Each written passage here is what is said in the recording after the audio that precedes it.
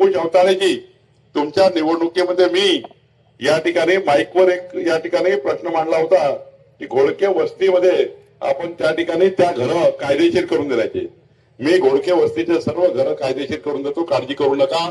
25/3/2026 ला जो शासन निर्णय आपण केलेला आहे त्या निर्णयामध्ये 1 जानेवारी 2011 पूर्वीचे सर्व घरं कायदेशीर करण्याचा अधिकार तहसीलदारला दिला. तहसीलदार आहे का पुढे? तहसीलदार हो, तहसीलदार तुम्हाला अधिकार दिले, आता दिले ना अधिकार.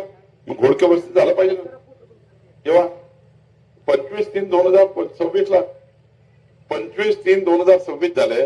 आता 4 झाला, 5वा झाला, 6वा महिना येते झाला, 2 महिने झाले शासन निर्णय केला. काही करायचं नाही तुम्हाला. 25/3 मुळे तुम्हाला सर्व अधिकार तहसीलदारला देऊन टाकले. काय राहिले का शिल्लक?